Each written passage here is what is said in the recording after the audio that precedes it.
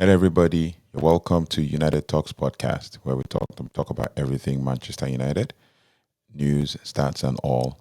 And this is a match reaction for the game, the home game that Manchester United played on the 10th of November. Last night's game between Manchester United and Leicester City. So Manchester United obviously secured a 3-0 win, and it was the last home game for Ruud van Nistelrooy. The victory featured a bit of a mix of attacking prowess and solid defending, and also allowing United to dominate Leicester throughout the game. And the key events we can focus on today is basically Bruno Fernandes trying all that he could try to create as many chances. He opened the scoring with a goal, and that goal was assisted by a backheel pass or assist by Amad Diallo, and this gave Man United an early lead and created or set the tone for the game, giving them full control. So we had full, absolute control of the game, and I'm gonna give seven. I'm gonna give seven takeaways from the game, in another video. But for now, we're basically just breaking down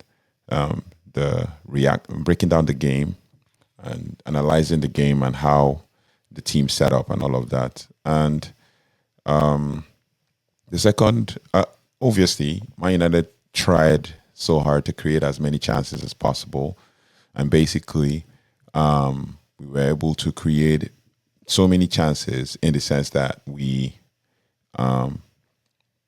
came up with another chance from a cross that led to an own goal just before halftime. Basically, Bruno Fernandes found himself in the 18-yard, as always, in the 18-yard box, in 6-yard box actually, from a cross after a good pass from Manuel Ugarte, who was absolutely phenomenal in the game. A good pass from Manuel Ugarte straight to Nusa Mazraoui. And Mazraoui crossed the ball, and just as Bruno was about to head the ball, it hit his thigh and also hit Christensen's thigh. So Victor Christensen deflected the ball, and it went into the goal, and it was a 2-0 win on the 38th minute. And then the game just kept going and going, and then Ruud van Nistelrooy made some interesting substitutions, which I will talk about in the seven takeaways. But I think that substitution was kind of a signal to what Ruben Amorim is gonna try to play when he comes or he resumes tomorrow, the 11th. Of which I'm getting some news that he might not be able to resume on the 11th because of work permit, but we will keep you updated with that. So basically, I saw something in the second half before the goal, the 83rd minute goal by one of the substitutes. I saw something that looked more like a 3-4-3 formation with the introduction of Johnny Evans, who played at the center of the three, and the introduction of Johnny Evans playing at the center of the three, and Matthijs Ligt playing at the right side, and Lisandro Martinez playing at the left side of the three. And then it looked like Garnacho was playing as a wing on the left, so left wing back, and what's his name? Nusa Mazraoui was playing on the right side of the wings. And then there was a build up from there, and then when we were defending with three at the back, and then when we were attacking, it was more of back four. So Lisandro Martinez played at left back, so it was more like a switch around, and it was a tweak in the formation. But yeah, it was really interesting to see what Amorim ball will look like. So I called it Amorim ball incoming. So basically, on the 82nd minute, after Garnacho had a couple of chances, he scored the third goal, an absolute banger. Like there was some intricate plays that went on with Xerxes at first, who switched the ball, and then I think Christian Eriksen broke the ball from the left side of the field to the middle, and Bruno Fernandes carried all through from the center circle across the line and heading towards the 18-yard box, while Xerxes and Garnacho were running, and Xerxes ran across when Bruno now passed the ball to Garnacho and then ran across and dragged the defender, and Garnacho just dropped the shoulder and shot the ball just a little under the crossbar and over the goalie. So it was it was, I would call that the best goal of the game, but I think Amad Diallo had a similar chance in the first half where he tried to create such an interesting dribble through the middle. He was the man of the match, basically. Man of the match performance from Alejandro Garnacho, and also another man of the match performance from Manuel Ugarte in the game. So it was really interesting. And as far as player performances go, Bruno was exceptional.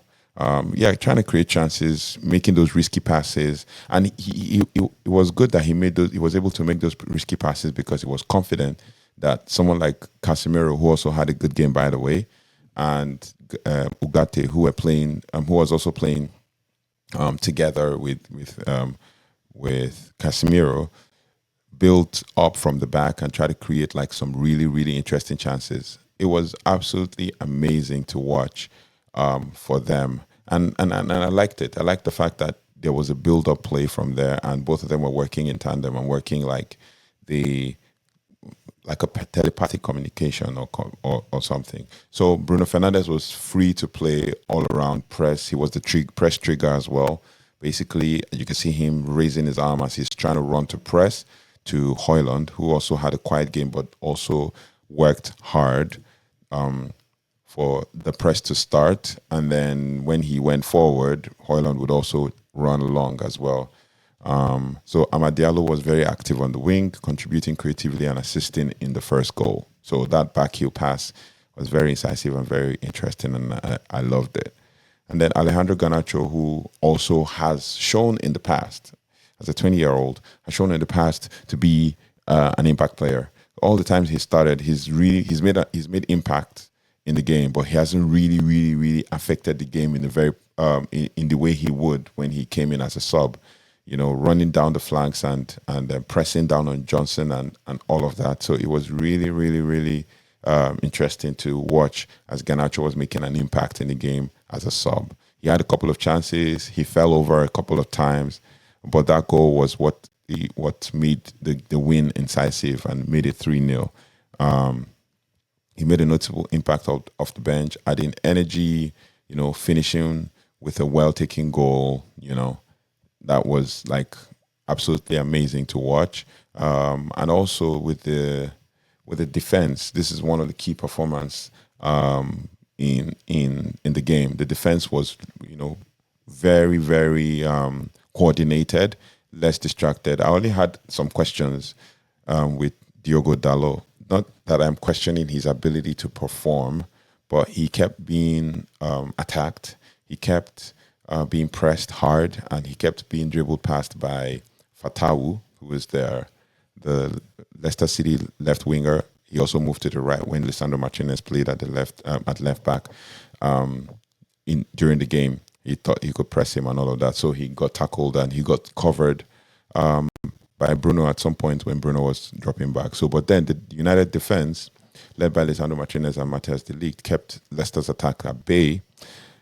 allowing only a handful of chances, and Andre Onana also provided a steady presence at the back, making those long balls. Yes, a couple of missed passes as well, which we'll talk about in the player rating, but then a couple of missed passes and a couple of saves as well, because there was a shot from Andre Ayew that was tipped to the side of the net by Andre Onana. So he had a very solid performance as well. But if we are to talk about Leicester City had found it difficult to gain momentum in the game. because United's defense was really structured. And Wilfred Ndidi also had a chance that he missed one-on-one with Andre Onana in the first half. And Harry Winks also tried to control the midfield, but they were often outnumbered and they struggled to maintain possession, which was good. But they had a good spell in the second half and towards the end of the first half. They struggled to maintain possession. Leicester City's best chance came in the second half, but lacked the finishing that they needed to convert the opportunities. Apart from the first half, where Wilfred Ndidi tried to score but missed a one-on-one chance. And for the match analysis, Man United demonstrated both attacking sharpness and defensive organization, which is very key. They efficiently broke down Leicester City's defense with fast-paced strategic passing, which was something I think Ten Hag started, but Ruud van Nistelrooy made a huge impact by tweaking one or two things in defense. But basically, Leicester City's defense were broken down by fast-paced and strategic passing that held, and also Man United held possession well, basically. And this win continues United's strong home form, moving them up in the Premier League standings. But as at the last time I checked the table, we're still 13th, but we're still moving up, and we're tied on points with a couple of other teams above us, and we're all, moving up. But the truth about it is, with the table, there's a 1 point difference between Man United and top four, and about I think a 1 point difference between 13th and 4th. So it's very interesting as the table is, as things are shaping up, with over a quarter of the season gone. And after 12 games, United have scored 12. After 11 or 12 games in the Premier League, Man United have scored 12 goals and considered 12 goals. So goals difference of +0 and I believe that the form will pick up, because as we enter the international break, everybody goes away and comes back, and Amorim starts to work.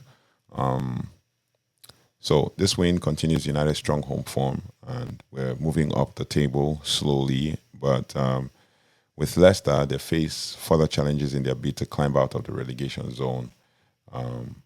But we're going to try to give a full match breakdown or full match analysis afterwards, with player ratings and all of that. But one thing I would like to say is about that Ruud van Nistelrooy has shown himself to be a steady head with dealing and handling with the pressures that come with Man United, even though I still think that the press have a role to play, had a hand in where Manchester United are right now, basically focusing on the weaknesses of Manchester United and ignoring other teams,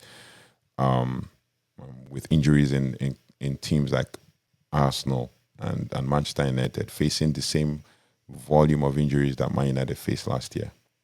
Man City and Arsenal facing about the same thing that Manchester United faced last year. But then, this is a good win for Manchester United. And you could hear from the stadium ground, you can hear from the stadium that the fans really wanted Ruud van Nistelrooy to stay on. You could see that the fans really wanted him to stay on.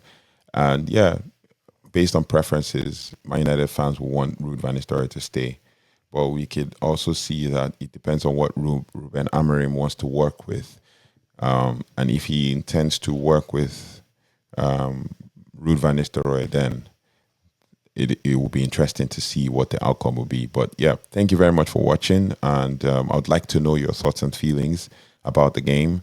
And I would also like for you to tell me what you thought about, like, Bruno Fernandes, Amad Diallo, even Ruud van Nistelrooy, if you'd like him to stay, or you'd like him to go, try his hand somewhere else and then come back to manage Manchester United. I also think he should try his hand somewhere. This is my opinion, my personal opinion. I think he should try his hand somewhere else, probably in the Premier League, get some valuable experience, and then build it up. And then if he gets the chance to become the Manchester United manager again, that would be absolutely amazing. The fans love him. You could also see from You could see from all other YouTube channels that the fans love Manchester United manager, the current interim manager, Manchester United interim manager, Ruud van Nistelrooy. So we look forward to the next game after the international break in about 10 to 12 days when the players go and play for their various countries and then come back. But then, we look forward to what it is. But leave your thoughts and feelings in the comment section, and I'll see you in the next one. Thanks for watching United Talks podcast. Have a good one.